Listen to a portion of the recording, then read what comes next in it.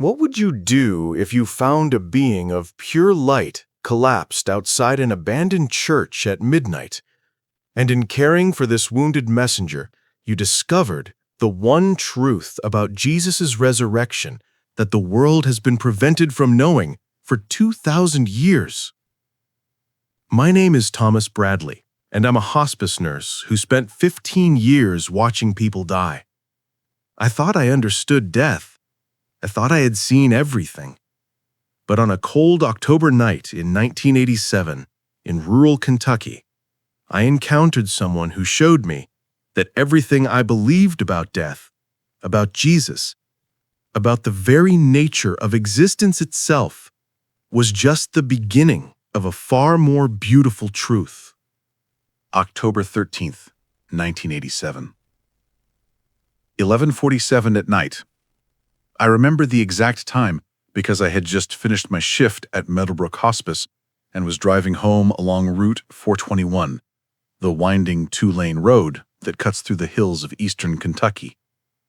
The radio played softly, some late-night talk show I wasn't really listening to. My mind was elsewhere, replaying the death I had witnessed that evening. Mrs. Patterson had passed at 7:32. I had known it was coming since early afternoon. That familiar heaviness in my chest that always appeared hours before a patient transitioned. 15 years of hospice nursing had given me this unwanted gift, this ability to sense approaching death like others sense approaching storms. And like those final storms, each death left me feeling more hollow, more afraid of the inevitable darkness waiting for us all. The old Methodist church appeared suddenly in my headlights, its white paint peeling, windows boarded up.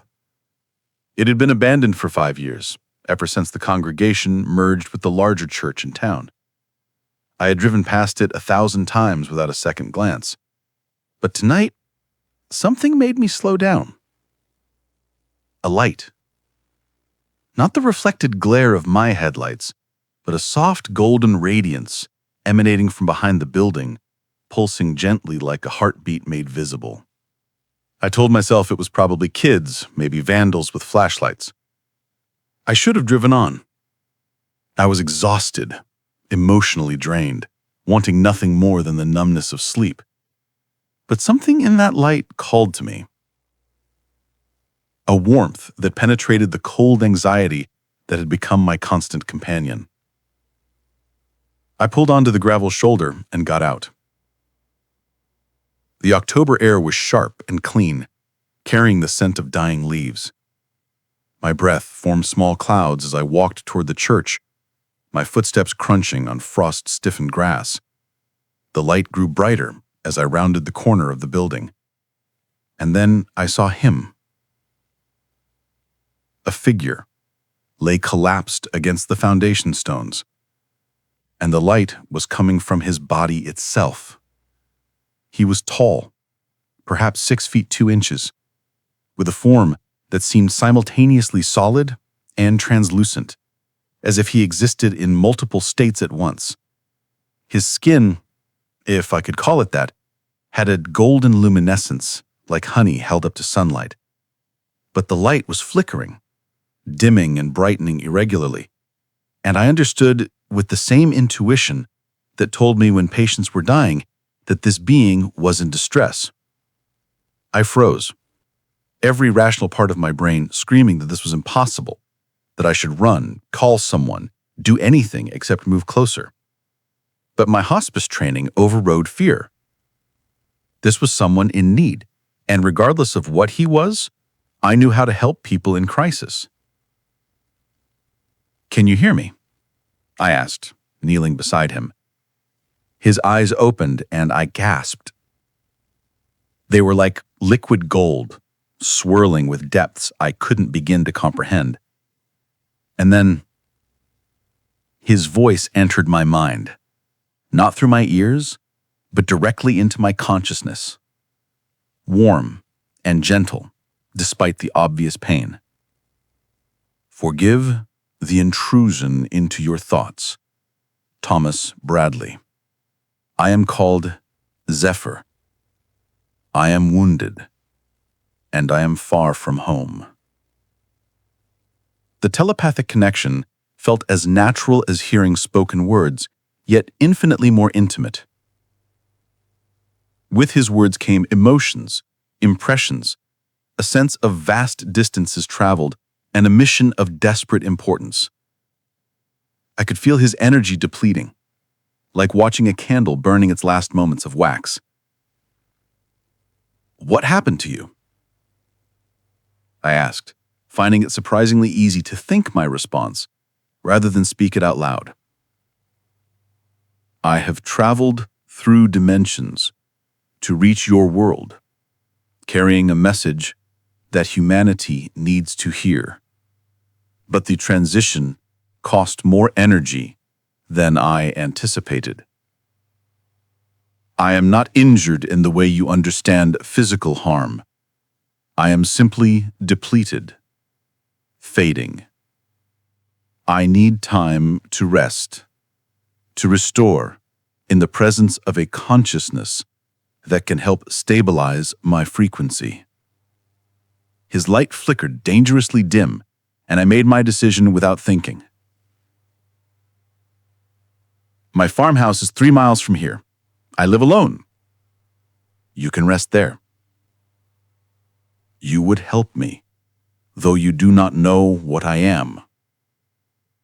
"I'm a hospice nurse. I help people who are suffering." "I don't think that stops being true just because you're not exactly people." A wave of gratitude flooded through our connection, tinged with something else. Something that felt like recognition. "You were chosen carefully, Thomas Bradley. Your compassion is why you were meant to find me tonight. But more than that, you are someone who desperately needs what I have come to teach. Will you accept my help as I accept yours?" I looked at this impossible being, this wounded messenger glowing with dying light, and felt the crushing weight of fear I had carried for months lift slightly. Something in his presence made me feel less alone with my terror of death, less small in the face of the universe's vast indifference. Yes, I thought. Yes, I will. I helped Zephyr to his feet, or rather, I supported him as he steadied himself. He weighed almost nothing, as if his mass existed more as idea than matter. Together, we walked to my truck, and I drove us home through the dark Kentucky hills, a hospice nurse and a being of light, beginning a journey that would transform everything I thought I knew about life, death, and the true message of Jesus Christ. I was born in 1942 in a small coal mining town in Harlan County, Kentucky, the youngest of 4 children. My father worked underground for 32 years, coming home each evening black with coal dust, coughing the deep, rattling cough that would eventually kill him. My mother took in sewing and kept a garden that somehow fed all 6 of us, though I never understood how she made those meager vegetables stretch so far. From my earliest memories, I was different from my brothers. They were rough, loud boys who played in the creek and got into fights. I was quiet, contemplative, drawn to helping rather than competing. When our dog was injured by a car, I was the one who sat with her for 3 days, somehow knowing she would survive when everyone else had written her off.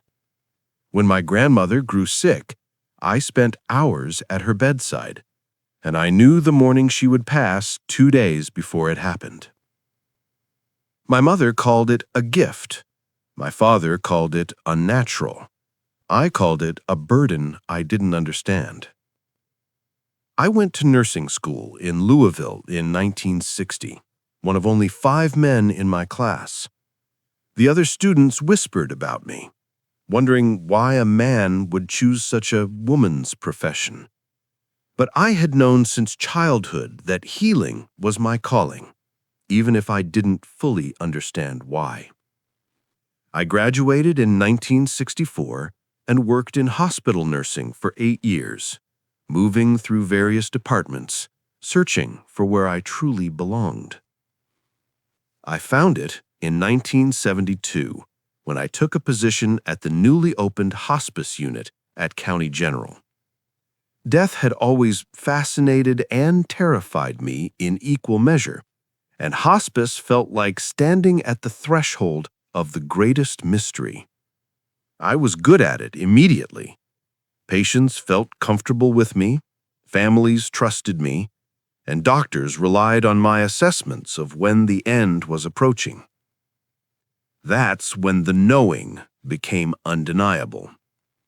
I would walk into a patient's room and feel a heaviness settle into my chest, a cold certainty, and I would know they had less than 24 hours remaining, sometimes less than 12. I was never wrong, not once in 15 years. In 1975, I married Sarah, a kind woman I had met through church. We tried to build a normal life together, but the weight of my work created a wall between us. She wanted children, laughter, lightness. I brought home the emotional residue of death, the questions that kept me awake at night, the growing fear that we were all just temporary sparks destined for eternal darkness. We divorced in 1983, and I moved to the farmhouse my grandfather had left me, embracing the solitude that had been calling to me for years. My father died in 1985. He was 72, his lungs finally giving out after decades of coal dust. I was working the night he went to the hospital. I had felt the heaviness that morning, had known he would pass within hours, but I convinced myself I was wrong this time. I told myself I had time. I finished my shift. I drove the hour to the hospital in Lexington where they had taken him. I arrived 17 minutes after he died. My mother told me he had asked for me in those final moments, had wanted to tell me something. She said he seemed agitated, urgent, as if he finally had the answer to a question that had haunted him. But time ran out, and whatever he wanted to share died with him. That failure broke something in me. The one death I should have been present for, the one person I should have helped transition with dignity and love, and I had missed it because I was afraid to acknowledge what I knew. The guilt settled into my bones like a disease, and with it came a deeper terror. If my father, a good man who worked hard and loved his family, if he simply ceased to exist, became nothing, then what was the point of any of it? What was the point of my compassion, my years of helping people die with dignity, if death was just oblivion? And what about my own death, growing closer with each passing year? I was 45 in 1987, no longer young. My own mortality becoming impossible to ignore. The fear became a constant companion. I would lie awake at night, heart pounding, feeling the weight of non-existence pressing down on me. I would go to work and help patients die peacefully, all while screaming inside at the injustice of consciousness simply ending, of love and memory and personhood dissolving into nothing.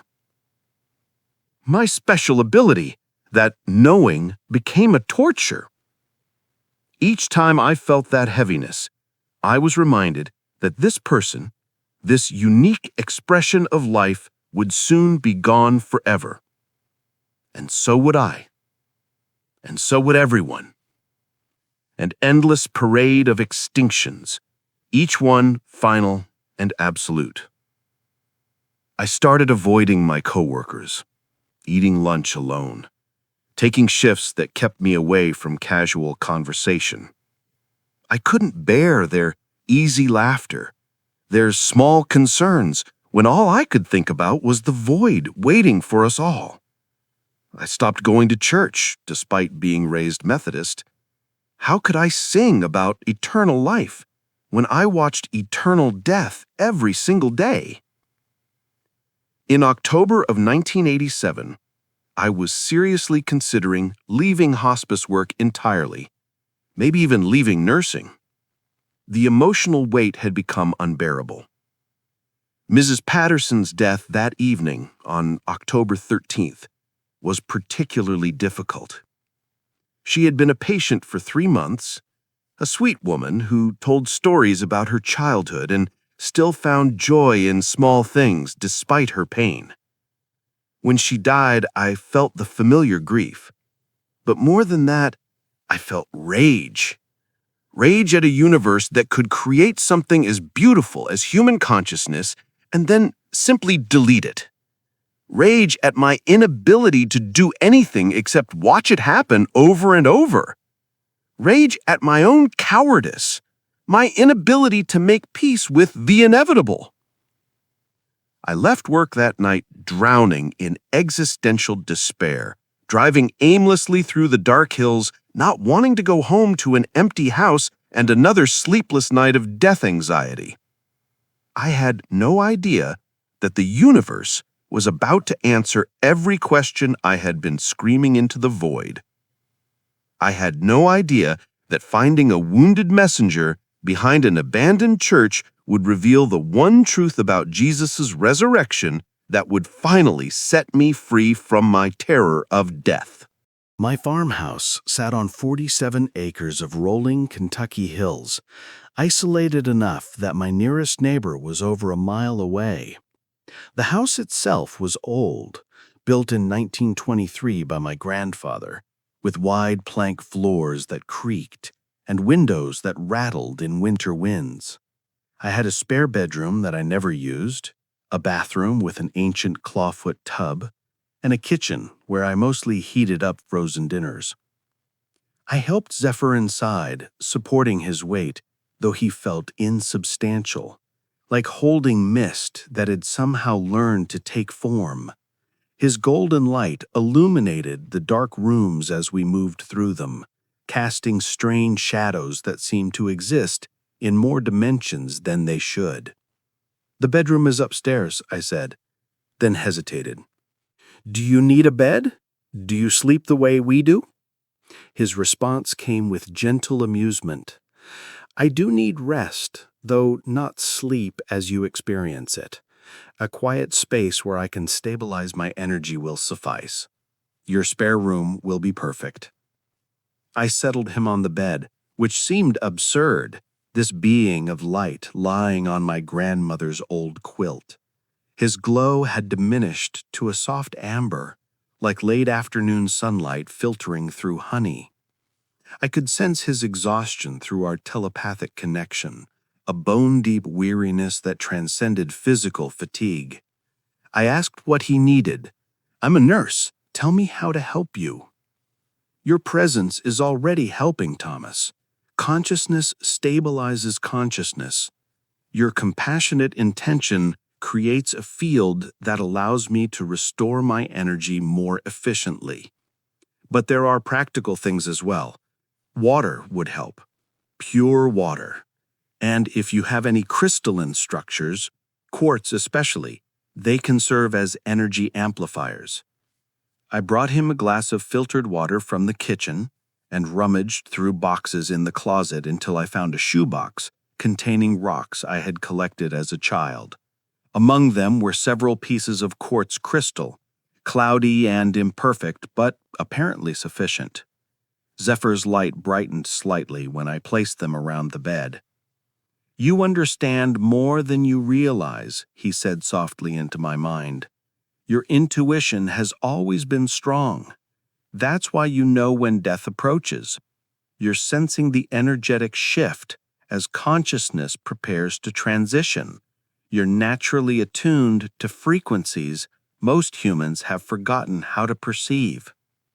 I sat in the old rocking chair by the window, watching this impossible being rest in my spare bedroom, and reality felt fluid, uncertain. Am I having a breakdown? Have I finally cracked under the weight of too much death? You are more sane in this moment than you have been in years, Thomas. Your breakdown, as you call it, was your rigid belief that death is the end, that consciousness is merely a biological accident destined for extinction. That belief was crushing you because it contradicts what your soul knows to be true. I am here to remind you of what you have always known, but were taught to forget. And what is that? That death is not an ending, but a transition. That consciousness cannot be destroyed, only transformed. That Jesus demonstrated this truth through his resurrection, not as a unique miracle available only to him, but as a technology of consciousness available to all humans willing to remember their divine nature.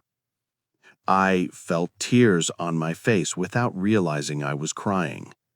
Something in his words resonated in a place deeper than thought, a recognition that felt like coming home after a lifetime of exile. Rest now, I said quietly. We can talk more when you're stronger.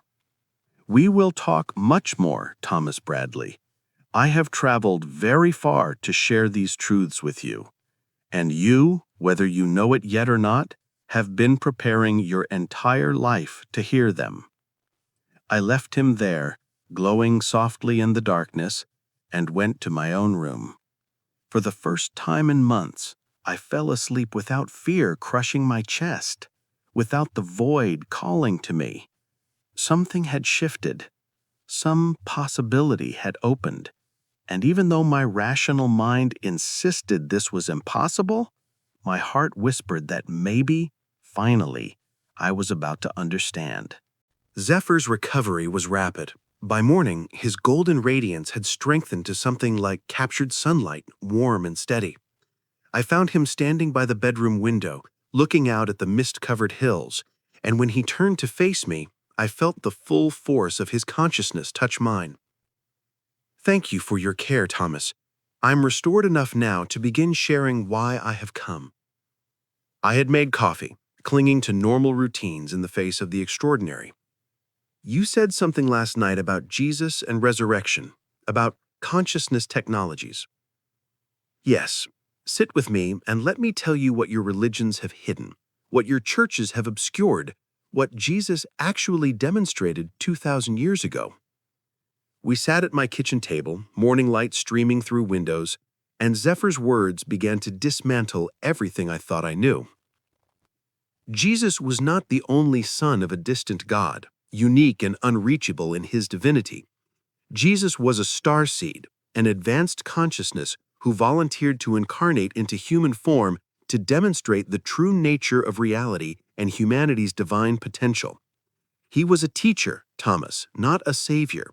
He came to show, not to die for sins, but to reveal what humans have forgotten about themselves. I felt resistance rising in me, years of Methodist upbringing pushing back. But the Bible says, the Bible was edited, compiled, and curated by men with political agendas 3 centuries after Jesus lived. Books were excluded, passages were modified, and the most radical teachings about human divinity were systematically removed. What remained was a narrative of powerlessness and dependence, of humans as sinful creatures needing external salvation. This served the church's need for control, but betrayed Jesus' actual message. Which was what?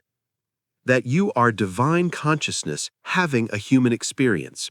That the abilities he demonstrated, healing, manifestation, even resurrection, are not supernatural, but natural expressions of consciousness operating at its full potential.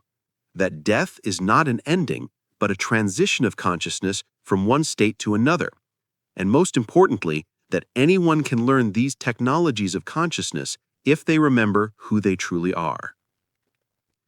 Zephyr's presence radiated absolute certainty, and I felt information flowing into my awareness that transcended words.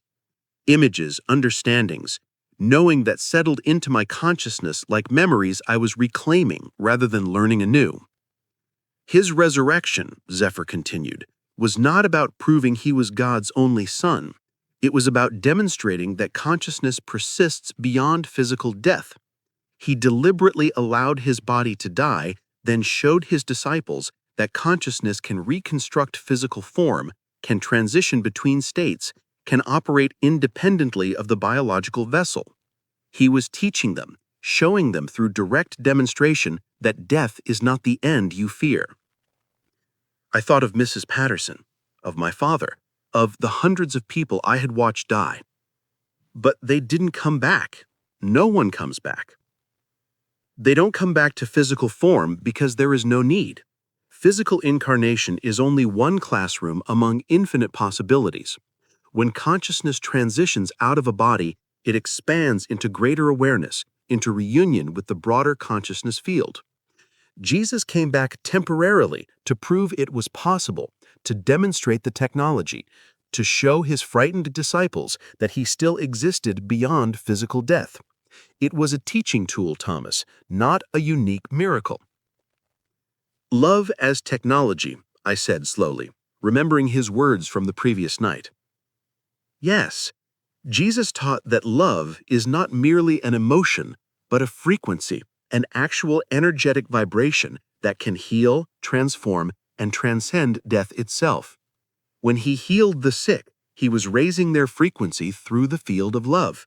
When he walked through walls after resurrection, he was demonstrating consciousness's ability to shift density through love frequency. Everything he did was reproducible, teachable, available to anyone willing to expand their consciousness. I stood abruptly, pacing the kitchen, hands shaking. This is too much. You're saying Jesus was like you? An alien pretending to be human? Not pretending, fully human, but awakened to his divine nature. Starseed means a consciousness that incarnates from higher dimensional awareness while fully experiencing human limitation. Jesus was born, grew, learned, suffered, and died as human.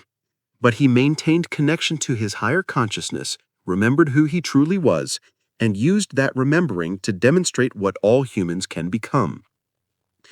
The churches would call this heresy. The churches built their power on human powerlessness. Jesus threatened that power by teaching that you don't need intermediaries, you don't need priests or institutions, you need only to remember your own divinity.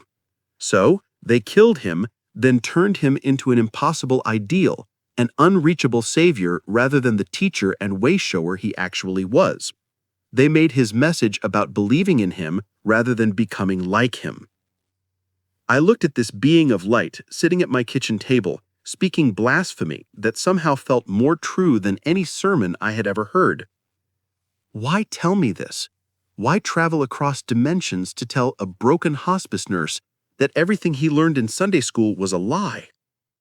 Because you're not broken, Thomas. You're awakening.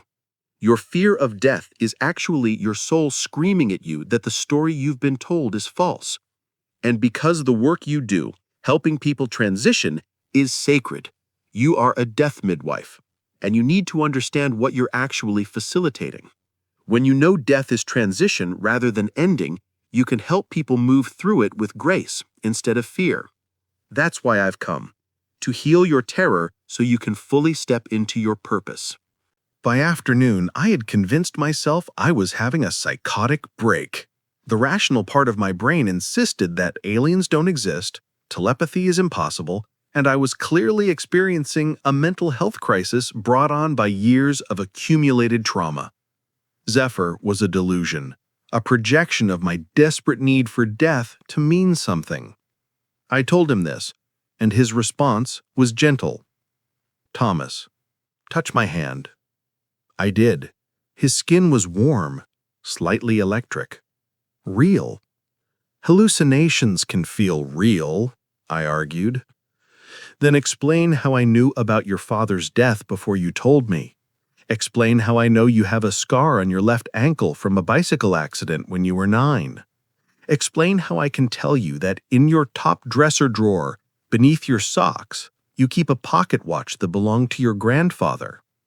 He was right about all of it. Details he could not possibly know unless he was real or I was reading my own mind, which seemed equally impossible. Even if you're real, I said, pacing again, what you're saying about Jesus destroys everything Christianity is built on. Millions of people find comfort in believing Jesus died for their sins. Are you telling me their faith is worthless? Their faith in love, compassion, and treating others as sacred is beautiful and valid. Their faith in Jesus as a teacher of profound truths is well placed.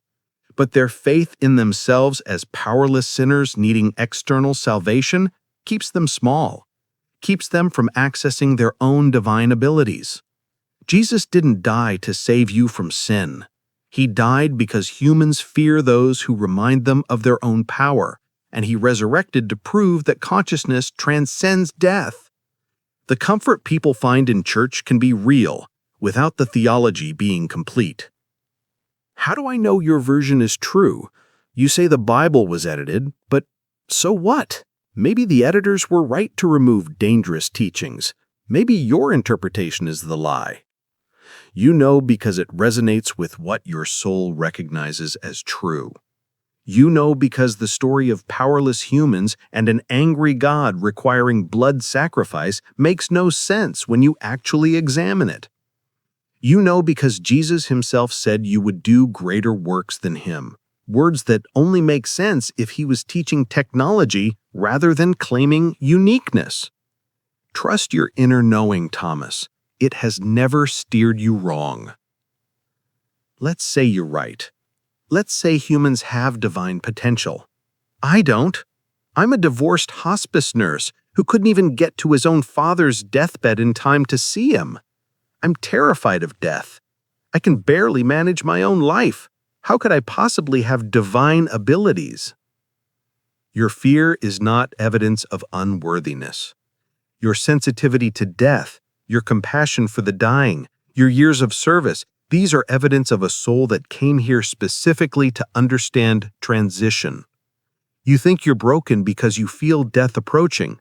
I tell you that you're gifted because you sense consciousness preparing to shift. Your fear came from misunderstanding what you were sensing. Now you can transform it into wisdom. If I believe this, if I accept what you're saying, I can't unknow it. My family already thinks I'm strange. My coworkers will think I've lost my mind. I'll be alone with this impossible knowledge, unable to share it, unable to go back to normal. Is that freedom or another kind of prison? Truth always isolates before it liberates. But you're already isolated, Thomas, cut off from others by your fear and despair. This knowledge will eventually connect you to others who are awakening, to patients who need someone who understands what death really is, to a purpose larger than your lonely suffering. Yes, you will lose some relationships, but you will gain authentic connection to those ready to hear truth.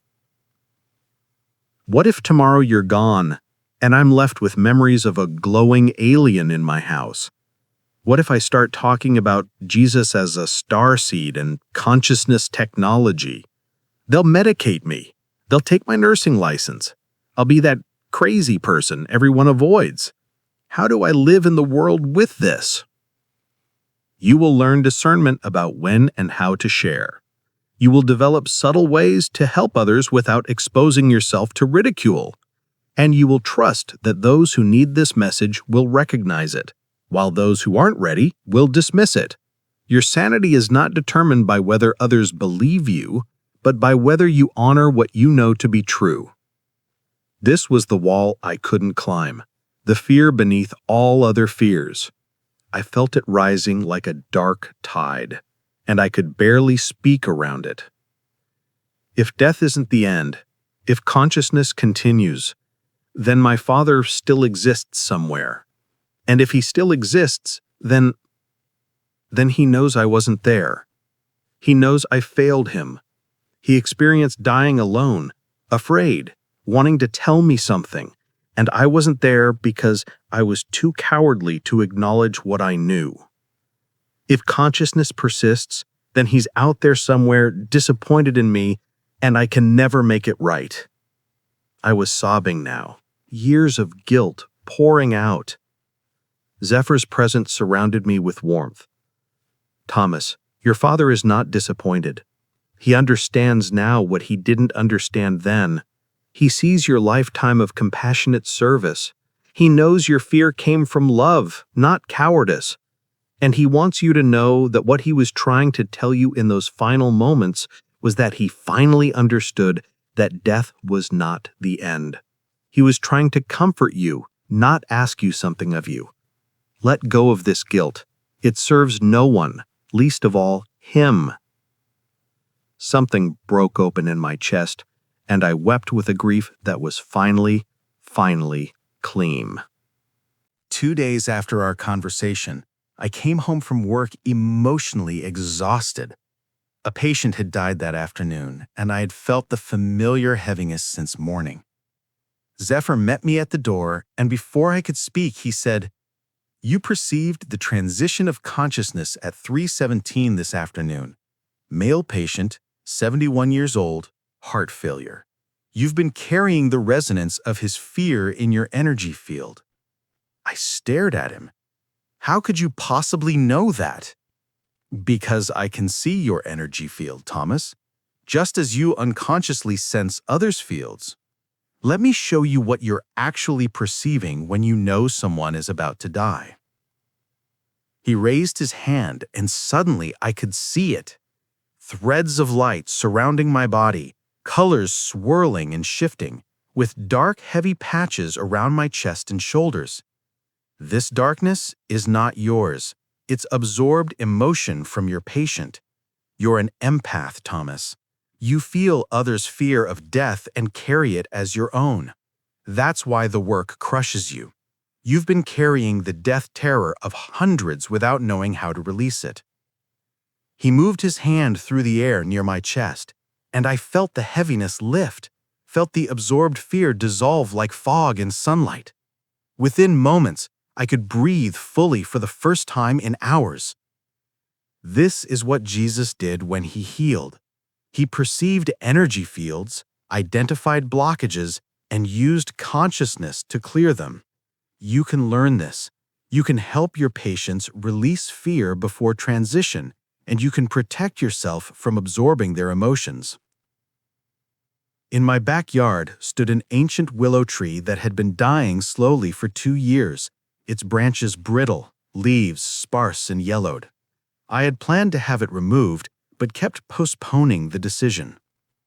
"Let me show you consciousness interacting with living systems," Zephyr said, leading me outside. He stood before the willow and placed his palms against its trunk. His light intensified, golden radiance flowing from his hands into the bark. "Watch." Over the next 3 days, I witnessed the impossible. New growth emerged from dead-looking branches. Leaves unfurled, green and healthy. The tree's bark seemed to straighten, to breathe. By the end of the week, the willow looked healthier than it had in years. "Life responds to conscious intention," Zephyr explained. "Jesus healed bodies the same way I healed this tree, by connecting to the consciousness within living systems and amplifying the template of wholeness. Matter is not solid, Thomas. It's energy responding to consciousness. When you truly understand this, healing becomes natural." One evening, Zephyr asked me to place a glass of water on the table between us. "Water is highly responsive to consciousness," he said. "Think loving thoughts toward this water. Hold the intention of blessing it." I felt foolish, but I focused on the water, thinking about compassion, love, gratitude, and Zephyr did the same, his golden light pulsing gently. "Now taste it." The water tasted sweeter, cleaner, somehow more alive than it had been. I blinked in surprise. Japanese researcher Masaru Emoto will prove this scientifically in your future. He will show that water crystals form beautiful patterns when exposed to love and become chaotic when exposed to hatred. Consciousness affects matter, Thomas. When Jesus turned water into wine, he was demonstrating advanced consciousness-matter interaction. The principle is the same, the scale merely different. I had chronic pain in my lower back from years of bending over hospital beds. Zephyr taught me to place my hands on the pain and breathe loving intention into the tissue. Feel where it hurts. Now imagine golden light flowing from your hands into the pain. Don't force it. Invite healing. Speak to your cells with love and gratitude for their service. I did as he instructed, feeling absurd. But slowly, warmth spread through my back and the persistent ache began to ease. Over several sessions of practice, the chronic pain that had plagued me for 3 years diminished significantly. Your body is not separate from your consciousness. It responds to your thoughts, your emotions, your intentions. Jesus healed others, yes, but he also taught them to heal themselves. The medical establishment of your time treats the body as a machine, but it is conscious, alive, responsive. Talk to yourselves. They listen. The most striking demonstration came when I told Zephyr about Sarah, my ex-wife. I had been thinking about calling her, apologizing for my emotional absence during our marriage, but I didn't know if she would even speak to me. She is thinking of you also. She carries guilt about the divorce, wonders if she should have been more patient. She has recently begun attending a spiritual study group and is questioning her old beliefs. The timing is right for reconnection. I dismissed this as a lucky guess until Sarah called me 2 days later saying almost exactly what Zephyr had predicted. She wanted to talk, wanted to apologize for not understanding my work's emotional toll, and wanted to share her new spiritual exploration. "How did you know?" I asked Zephyr, shaken. Consciousness is not limited by space or time. You are connected to everyone you've ever loved through threads of energy that persist regardless of physical distance. I can perceive these connections and read the information flowing through them. So could Jesus. That's how he knew Lazarus was sick before messengers arrived, how he knew what people were thinking without them speaking. It's not supernatural. It's consciousness operating at its natural capacity. These 5 demonstrations shattered my materialist worldview completely. I could no longer dismiss Zephyr's teachings as philosophy or belief. I had witnessed consciousness affecting matter, energy, living systems, and spanning distance. The implications were staggering. If this was possible, if Jesus had truly demonstrated these technologies 2,000 years ago, then everything about human potential needed to be reconsidered. Over the following week, Zephyr shared 8 revelations about Jesus' true mission that fundamentally transformed my understanding of spirituality, death, and human potential. Jesus was what we call a consciousness architect, Zephyr explained one evening as we sat by the fireplace. He incarnated specifically to install new energetic templates into humanity's collective field. His teachings were not meant to be believed, but to be practiced, not to be worshipped, but to be embodied. Every parable, every healing, every demonstration was a consciousness technology delivered in a form humans of that time could begin to understand. Thomas learned that Jesus operated from full awareness of his multidimensional nature. He knew he was eternal consciousness, temporarily focused through a human nervous system. This awareness allowed him to perform what seemed like miracles, but were actually natural expressions of consciousness, unbound by limiting beliefs about reality's nature. The resurrection was the most important teaching Jesus gave, Zephyr continued, not because it proved his divinity, but because it demonstrated that consciousness is primary and matter is secondary. He allowed his body to die fully, his heart to stop, his brain to cease functioning, and then he reconstructed physical form through consciousness alone. Thomas discovered that Jesus could have avoided crucifixion entirely. He had the ability to dematerialize, to shift dimensional frequency, to become invisible to his persecutors. But he chose death deliberately, knowing that humanity needed to see consciousness triumph over physical dissolution. The resurrection was not about Jesus proving himself. It was about showing every human that consciousness persists beyond death, that the body is a temporary vehicle, that who you truly are cannot be destroyed. He stayed in physical form for 40 days after resurrection, specifically to let people touch him, to prove he was not a ghost or hallucination. He ate food to show the resurrected form was functional. He appeared and disappeared to demonstrate consciousness can shift between densities. Every detail was a teaching about death being a transition, not an ending. When Jesus taught, "Love your enemies and love one another," he was not giving moral advice. He was teaching physics. Love is not an emotion, Thomas. It is a frequency, a coherent electromagnetic field that reorganizes matter at the quantum level. When you generate love frequency, you literally change reality around you.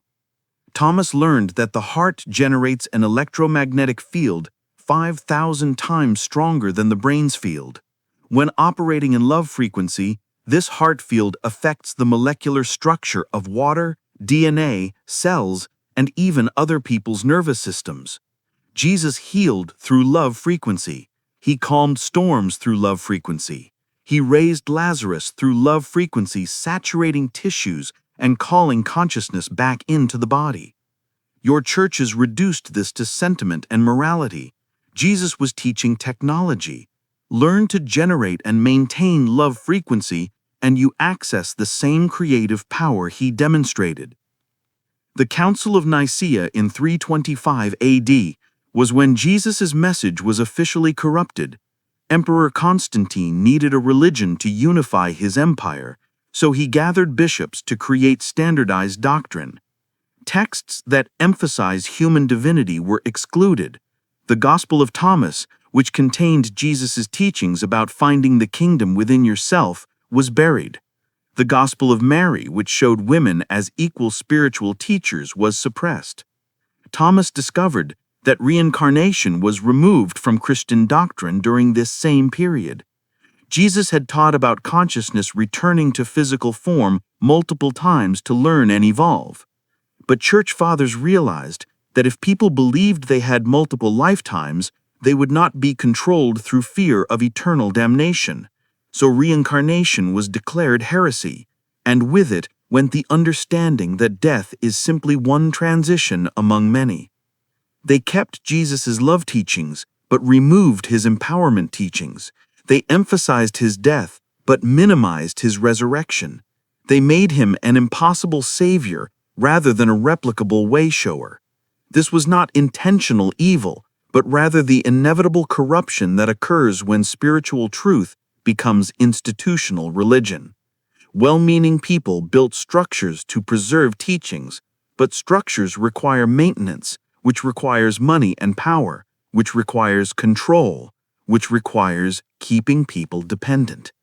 Within 3 centuries, Jesus' message of empowerment had become a religion of submission. The greatest lie ever told was that you are separate from God, born sinful, requiring external salvation. Jesus taught the opposite. You are God expressing itself through temporary human form. You are inherently divine, and your salvation comes through remembering what you truly are. This final revelation struck Thomas's heart like lightning. You are not merely a hospice nurse, Thomas. You are a death midwife, a sacred facilitator of consciousness transition. Just as midwives help souls enter physical form through birth, you help souls exit physical form through death. This is ancient holy work. In indigenous cultures, death workers were honored as medicine people. You have been called to this work because your soul knows it is sacred. Zephyr showed Thomas that his ability to sense approaching death was not a burden, but a gift. He was feeling consciousness beginning to disengage from the physical body, preparing for transition. Instead of drowning in fear, Thomas could now use this knowing to prepare the person and their loved ones, to create sacred space for transition, to help ease the crossing.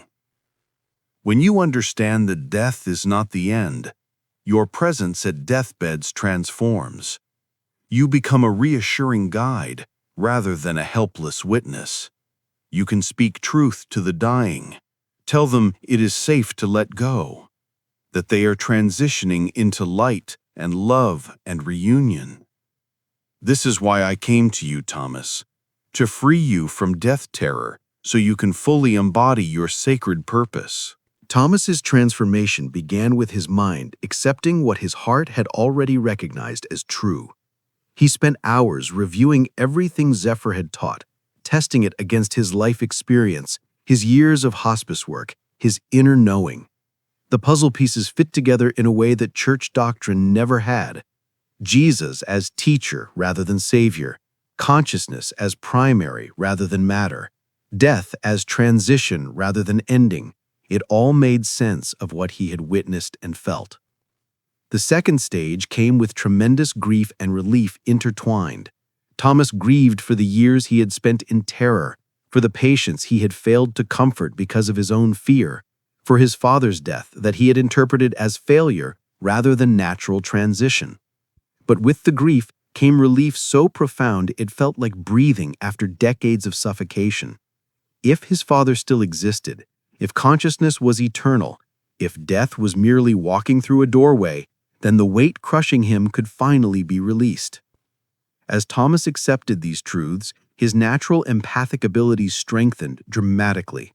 He began perceiving what Zephyr called fields, the energy around people, the emotional atmosphere of rooms, the approaching signature of death that had always felt like heaviness in his chest, but now revealed itself as a shimmering, preparatory loosening of consciousness from form. Thomas learned to sense not just approaching death, but also what each dying person needed most: presence, permission, reassurance, or simply silent companionship. Thomas began practicing the consciousness technologies Zephyr had demonstrated. He would place his hands on his own heart and generate love frequency intentionally. He would speak to his cells with gratitude.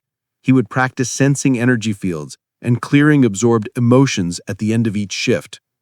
The practices felt awkward at first, like learning a new language, but gradually became natural, automatic, simply how he moved through the world.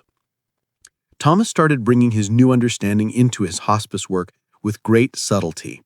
He could not tell patients about extraterrestrial teachers, but he could say things like, "Many people report that the moment of death is peaceful, even beautiful." Or, "Your loved one may already be sensing those who have gone before, waiting to welcome them." He could hold a patient's hand and silently generate love frequency, watching their breathing ease, their fear diminish, without ever explaining what he was doing. Strange things began happening that Zephyr told him were not strange at all, but natural expressions of consciousness operating at higher capacity. Thomas would know when family members were arriving before they called. He would sense which patients needed him most urgently and find himself assigned to them without requesting it. Once, sitting with a dying woman, he clearly heard her deceased husband's voice telling him to remind her about their anniversary. And when Thomas shared this message, the woman's eyes widened, she smiled, and she peacefully died within minutes. Not everyone welcomed Thomas's transformed presence. Some coworkers noticed he had become different, calmer, more certain, less anxious, and they felt uncomfortable around his groundedness. One nurse accused him of being inappropriately cheerful about death. A chaplain sensed Thomas was teaching something that contradicted church doctrine and warned him about overstepping his role. Thomas learned that transformation sometimes means accepting others' inability to accept your transformation.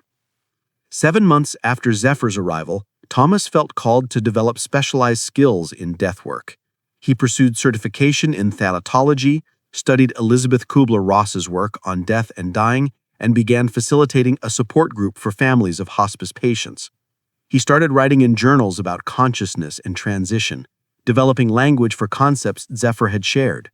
His purpose was crystallizing, to help transform death from humanity's greatest fear into understood transition. The final stage of transformation was when Thomas stopped thinking about these teachings and started being these teachings. He no longer needed to remind himself that consciousness persists or that death is transition. He knew it the way he knew his own name. His presence at deathbeds became almost otherworldly in its peace and certainty. Patients who had been terrified would calm when Thomas entered the room. Families would later report that something about Thomas's presence made them feel death was not an ending, but a passage into mystery. He had become what Zephyr called him, a death midwife, a sacred facilitator, an embodied bridge between worlds. 5 years after Zephyr's departure, Thomas Bradley's life had transformed in ways both subtle and profound. He still worked at Meadowbrook Hospice, but now as the director of their new Conscious Dying program, a specialized service for patients wanting a more spiritual approach to end-of-life care. The program emerged from Thomas's gradually sharing his understanding with receptive colleagues. He never mentioned extraterrestrials or consciousness technologies explicitly. Instead, he spoke about energy-based comfort care and holistic presence practices. He taught interested nurses how to generate what he called coherent heart presence, which was simply maintaining love frequency while attending patients. The nurses who learned these techniques reported dramatic results. Patients required less pain medication, experienced less anxiety, died more peacefully. Thomas had also reconnected with Sarah, though not as spouses. They had become deep friends, meeting monthly to discuss the spiritual exploration they were both pursuing. She had remarried, and her new husband often joined their conversations. Thomas had not remarried and felt no need to. His work fulfilled him completely, and his solitude had transformed from lonely isolation into rich communion with the mystery of consciousness. His gift for sensing approaching death had evolved into something more refined. Now, when he felt that familiar presence, he could also sense what each dying person needed most to transition peacefully. Some needed permission to let go. Some needed reassurance that loved ones would be fine without them. Some needed confirmation that consciousness continues. Thomas provided whatever each soul required, often knowing what to say without understanding how he knew. The most profound impact appeared in the families Thomas served. He would sit with them during and after their loved one's death, speaking carefully about transition rather than ending, about consciousness rather than extinction, about reunion rather than permanent separation. He never pushed his understanding on anyone, but those ready to hear would recognize truth in his words. Many families returned years later to tell Thomas that his presence during their darkest hour had fundamentally changed how they viewed death, and, consequently, how they lived life. Thomas had begun training others in what he called sacred presence at end of life. He led orderly workshops at the hospice and occasionally spoke at nursing conferences. His message was always framed in acceptable medical and psychological language, reducing death anxiety, providing comfort, honoring dignity. But those with ears to hear recognized he was teaching something deeper. He was teaching that death is not the enemy, that consciousness persists, that those who facilitate transition are doing holy work. His own death anxiety had not disappeared entirely, but had transformed into reverence for the mystery. He no longer feared his own eventual death. Instead, he was curious about it, understanding it as the next adventure, the next expansion of consciousness. This freedom from death terror had liberated him to live more fully, more presently, more authentically than he ever had before. Thomas never saw Zephyr again after the being departed, his light disappearing into the night sky one autumn evening. But Thomas felt his presence sometimes, especially when sitting with dying patients, as if Zephyr and others like him were close, supporting those who facilitated consciousness transitions. Thomas understood now that he was not alone in this work, that unseen helpers surrounded all death workers, guiding and assisting in ways humans rarely perceived. The wounded messenger had healed Thomas by revealing truth about death, about Jesus, about consciousness itself.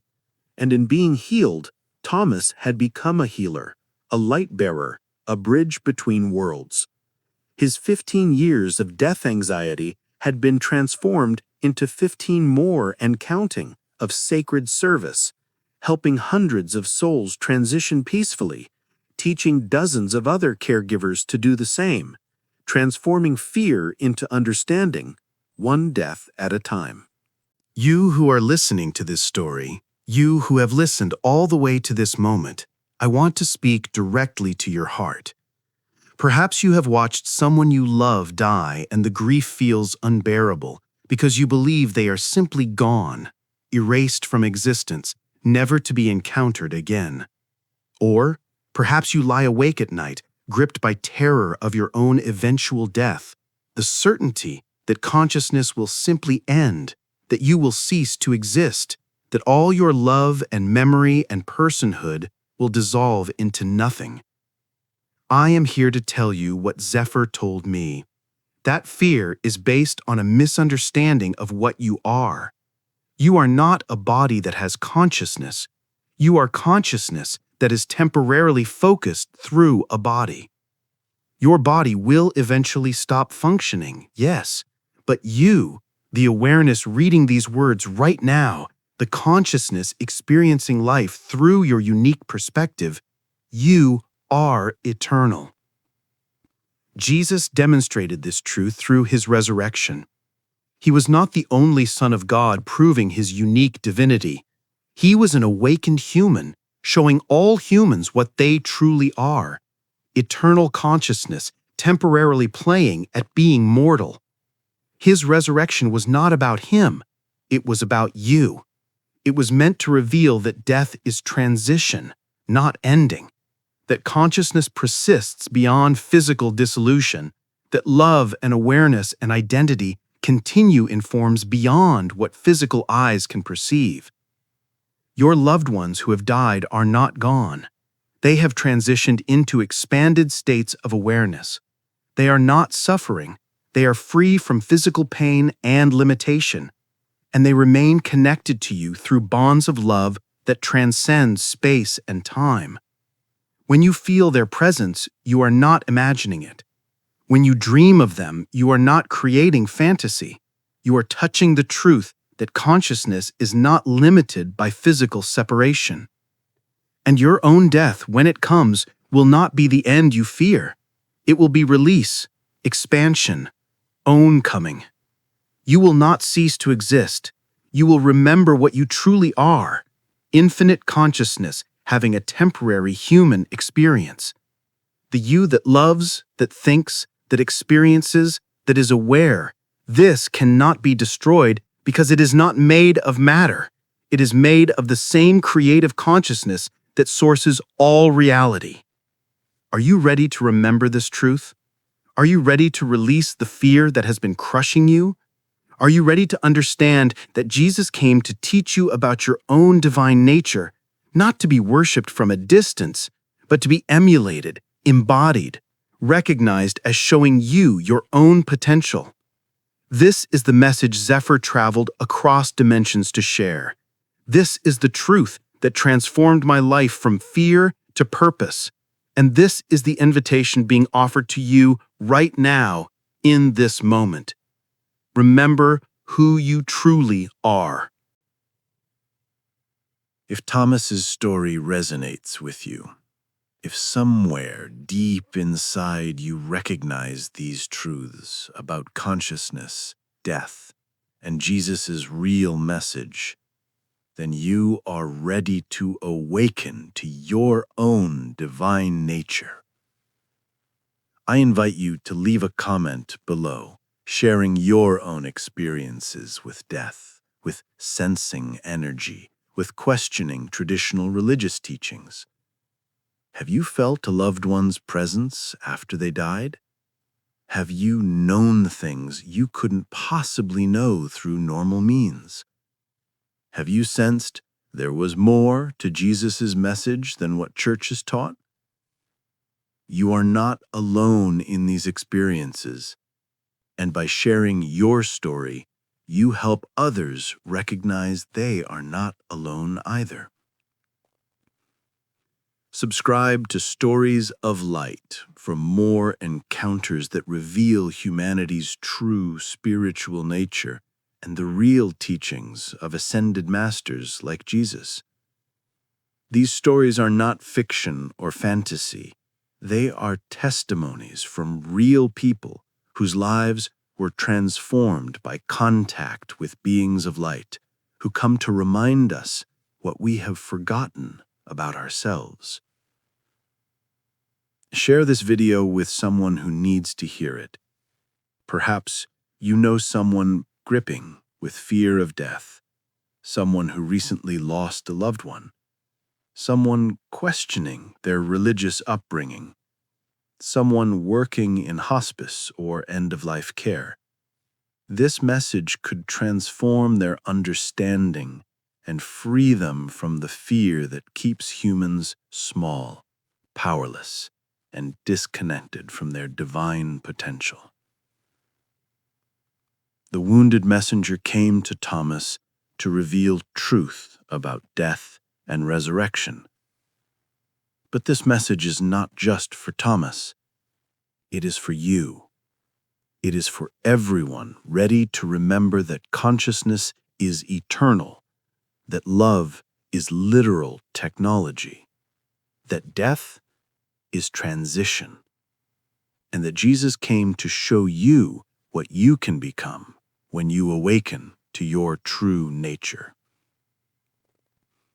The light beings are here. They have always been here, and they are waiting for you to remember that you too are a being of light, temporarily wearing human form. Welcome home.